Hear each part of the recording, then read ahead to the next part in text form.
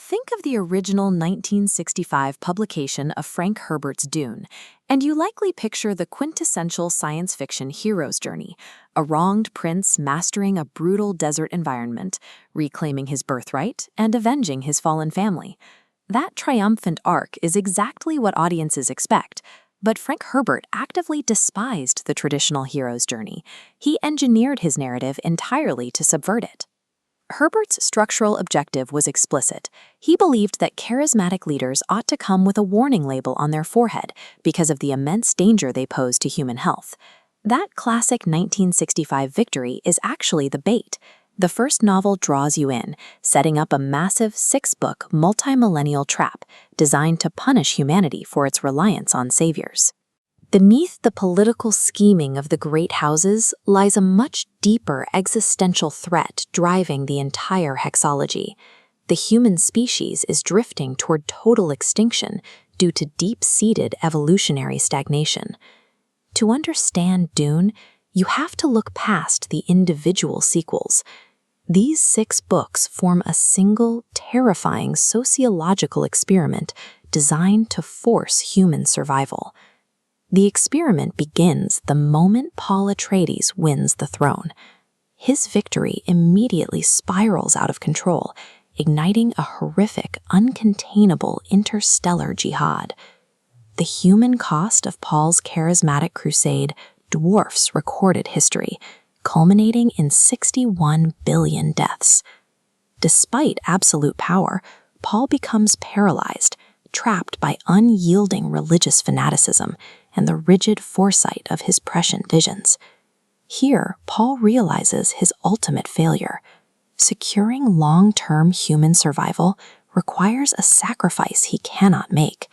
It requires becoming a monster, and he is too human to endure the cost. He abdicates his absolute power and walks blindly into the desert. This retreat proves the fatal flaw of the messianic model, leaving the human species entirely dependent, stagnant, and still on the brink of extinction. The burden his father refused falls to Paul's son, Leto II. Leto willingly accepts the horrifying path forward, a multi-thousand-year plan known as the Golden Path. Leto enacts a devastating physical sacrifice.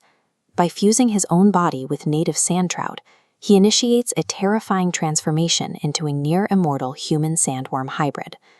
This grants him the physical longevity to enforce the central mechanism of his 3,500-year reign, a political science concept called hydraulic despotism. Hydraulic despotism means if an empire absolutely relies on a single resource, the entity holding it controls society. Leto establishes an absolute monopoly over spice melange, enforcing a brutal, stagnant peace across the universe for over 3 millennia. This severe tyranny is an intentional forcing function. Leto is deliberately imprinting an indelible evolutionary trauma onto the human psyche. Books 3 and 4 challenge the reader with a deeply uncomfortable premise. Guaranteeing long-term species survival required 3,000 years of intentional, horrific oppression.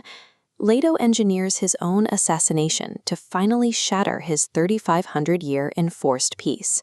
This map illustrates the scattering, a massive diaspora of trillions fleeing the old empire into uncharted space. Crucially, a specialized breeding program ensures humanity is now genetically diverse and entirely invisible to prescient tracking. The violent, chaotic events of the final 2 books proved the Golden Path worked. Humanity is finally scattered, completely unpredictable, and permanently safe from absolute dictators. This immense 5,000-year narrative scope traces its origins back to Frank Herbert's brutal struggle to publish his massive 200,000-word original manuscript in 1965. A staggering 23 major publishers rejected the text. It was eventually acquired by Chilton Book Company, a press known almost exclusively for printing dense automotive repair manuals. That massive institutional gamble paid off. It validated an editor's belief in Herbert's unprecedented integration of real-world ecological science and complex political theory.